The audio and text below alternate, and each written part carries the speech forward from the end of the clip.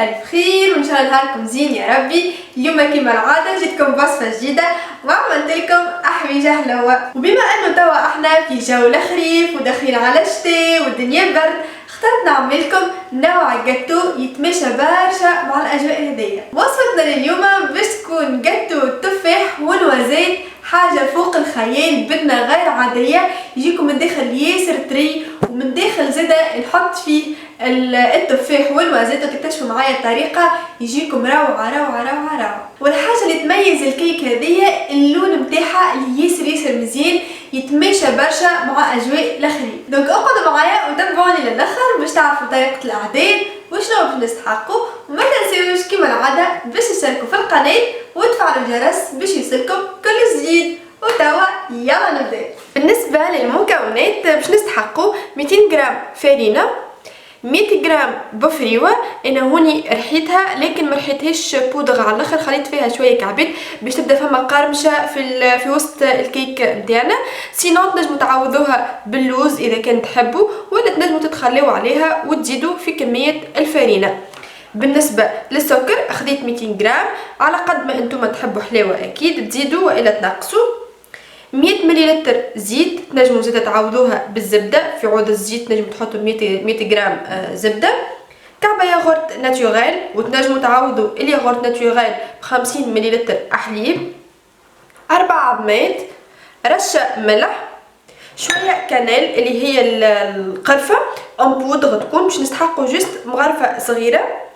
5 كعبات تفاح كبار، 2 سكر فاني، وباكو خميرة مرطبات فيها 15 غرام.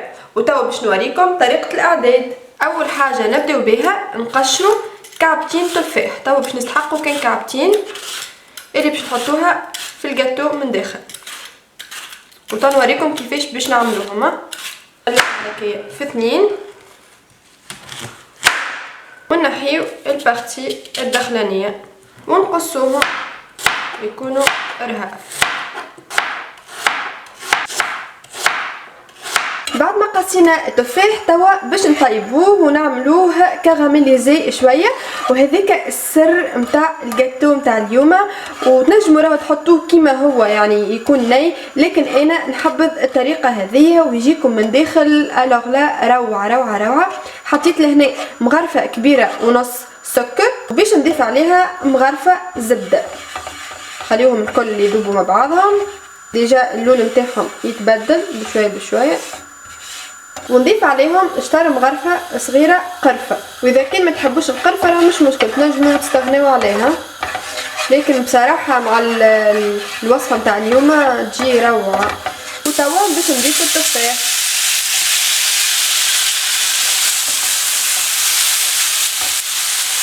وكيما تشوفوا التفاح اللون نتاعو اتبدل وذبل شويه، ما تخليهوش كي يذبل على الاخر خاطر ديجا باش يطيب في وسط الجاتو. وتوا سكرت عليه وباش نمشيو نحضروا الجاتو. اول حاجه بسم الله نفقسوا 4 كعبات عظم، وانتوما وحسب المول نتاعكم، اذا كان كبيره برشا تزيدوا، سينو اذا كان صغيره اعملوا كعبتين يكفي. نضيف رشه ملح، هذا يساعد باش يطلع العظم. نزيد 2 ساشيات سكر فاني و200 غرام سكر، وباش نخدمهم الكل مع بعضهم. بسم الله.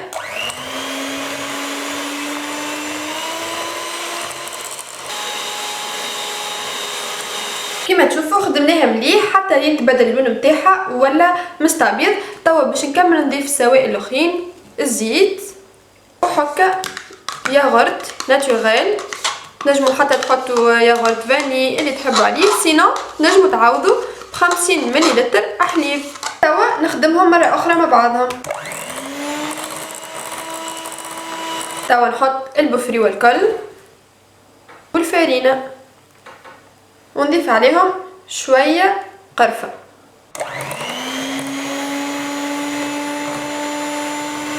وبالطبيعه ما تنساوش خميره المرطبات، وهذا فيه 15 غرام. ونخلط الخليط الكل مع بعضه كما تشوفوا ديجا يكون عاقده ما يكونش جاري. جبت المول هذيا المدوره وباش ندهنها بالزبده ملوطه وعلى جناب. باش تضمنوا انه الجاتو ما تلصقش. توا بسم الله نصب فيها شطر الخليطه مش الكل هكا. هذه البارتي الاولانيه نحلها هكا على كامل المول بالمستويه، وكيما تراو كيفاش ماهيش ليكيد برشا، ملازمش تكون ليكيد. ولهنا توا باش نضيف التفاح اللي حضرناه، ريحته تهبل. نحطو هكايا على كامل الجاتو ونضيف عليها توا البارتي الثانيه ونستوي بالطريقه هذه. وتوا اخر ايتاب باش نوريكم كيفاش باش نحضروا التفاح من الفوق. نقصوها هكايا، ما تكونش خشينه برشا وما تكونش جويده برشا زاده، وباش يطلعوا لنا بالطريقه هذه، لانه من بعد باش نزينوا بهم هكايا ريتو بالطول هكا.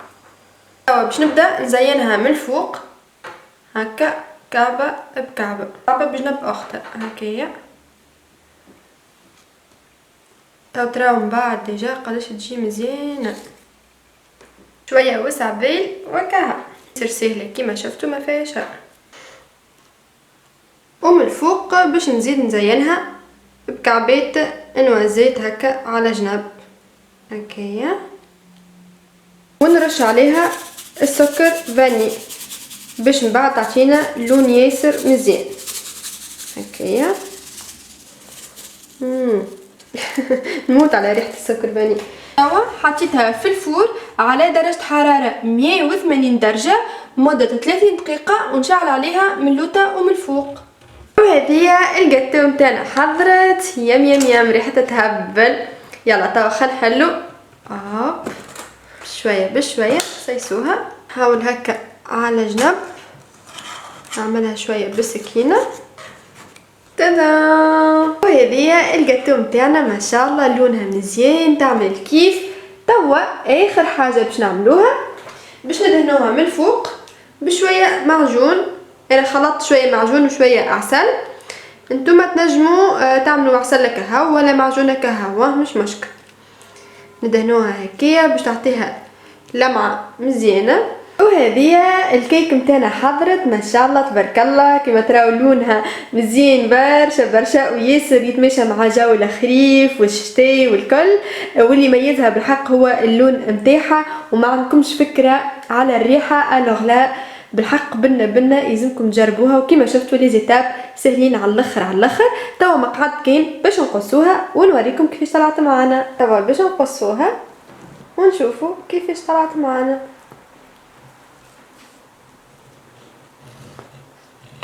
اي فوالا، يامي يامي يامي يامي، مازالت سخونه. شوفوا طلع من الدخان ما شاء الله ياسر تشاهي. شوفوا من داخل اون بليس، شوفوا هذه كله تفاح من اللوطه، وهذه الكل بفريوه بن على ماء. صراحه من ابن انواع لي جاتو اللي ممكن تجربوها، وكما شفتوا ياسر سهله وبسيطه، اون بليس الطريه شوفوا ما شاء الله تعمل كيف بصراحه. بنا وكما تراو التفاحه من داخل والنوازيت واللون نتاعها ما عندي ما نقول فيها الحقيقه، مانيش مبالغ، اما صدقوني من ابن ما تجربوا. بنا غير عاديه.